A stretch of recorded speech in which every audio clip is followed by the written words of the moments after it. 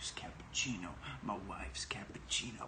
My wife's cappuccino. Cheers. Good morning.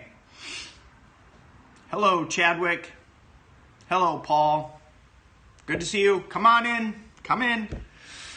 I am John Beckman, Professor John Beckman, Dr. John Beckman, U.S. Senate GOP primary candidate in the state of Alabama. Today, we are going to talk about ad hominem attacks.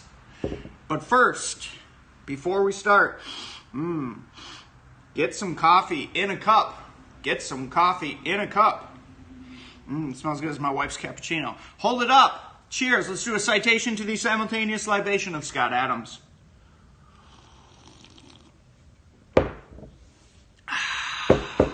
Very good. Okay.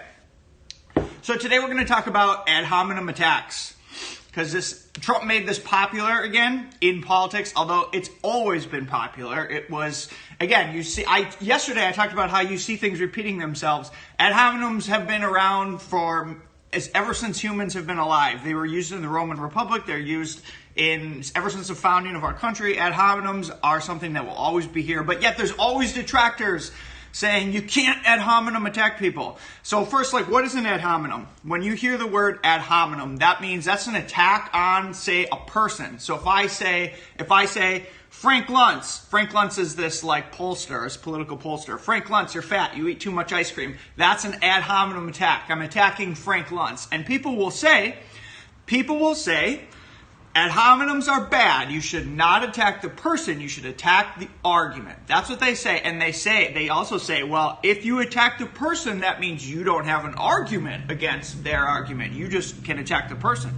So they will say, don't do ad hominem. So I completely disagree with that. And I'll tell you why. I'll actually lay out the philosophy of ad hominem attacks. And I believe that you can walk and chew gum at the same time. So I can also say, Frank Luntz, your particular polling is very, very bad in this particular way. Plus, you're also fat. So it's now I say this tongue in cheek. I'm just joking. Anyway.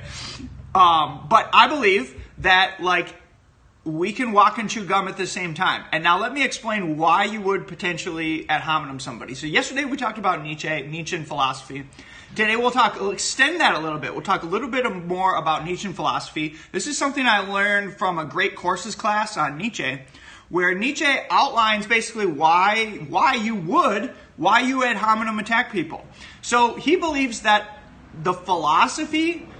somebody's philosophy comes from a philosopher. It comes from that person. It's an extension of that person. What somebody believes is an extension of that person, and you can't separate the two. So this is a perfect example of why you would use an ad hominem attack. Pretend you go to a gym and you're hiring a personal trainer, and your personal trainer is trying to teach you their philosophy of how to be fit. And then you notice something. You notice that they are very, very fat. Okay? That's a case where you ad hominem attack somebody because their philosophy is obviously not working. Their philosophy, what they actually believe, is an extension of their own person, their own body. And if what they're actually preaching is obviously not working. So that's a case of that's a philosophical argument for why you would ad hominem attack somebody, why it's just to attack the person, not just the argument, but also the person. Because what people believe, people's personalities predispose them to believe certain things. So you see people's philosophies, they're an extension of that personality. So here's another example of this. So AOC, Andrea and Ocasio-Cortez, whatever her name, AOC, Representative AOC, she's a socialist, okay? And she wants policy, she wants philosophy that essentially creates another parent, okay? She wants the government to take care of you and be another parent, okay?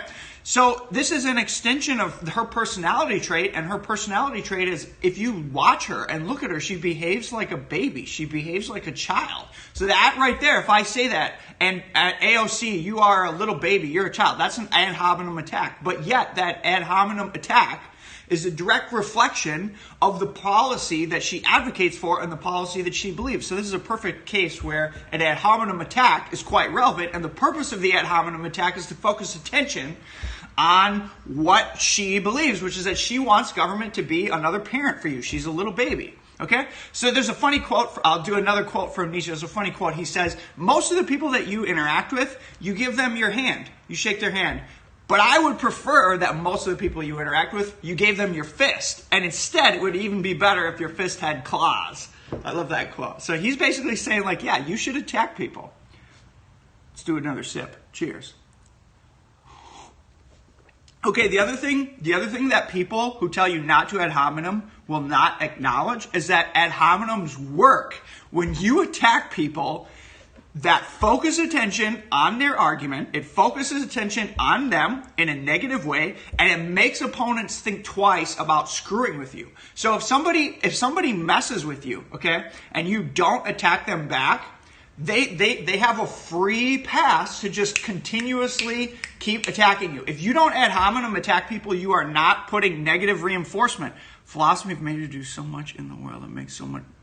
I don't know what that point is. You got me off my track. Okay.